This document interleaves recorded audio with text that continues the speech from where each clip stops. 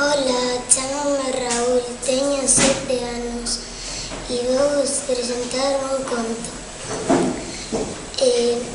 o que se titula O cabo da serpe. O autor é Ramón Caride. Os personaxes que aparecen é o pai, Elxira, a nai e a avó. En desarrolla unha illa que se llama Inismar.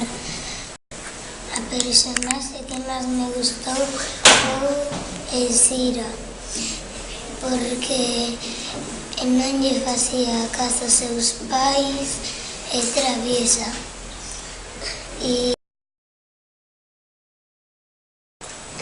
No conto hai unha illa que é moi fermosa, que aí vive Elxira. E na illa, pois aí dicían que aí nadie quería ir porque é moi...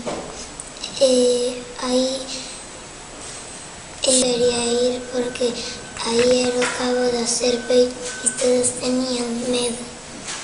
Elxira non obedeceu aos seus pais e ela foi e se desmaiou. Pero aí non había ningunha serpe. Se queres saber o que había, ler este conto.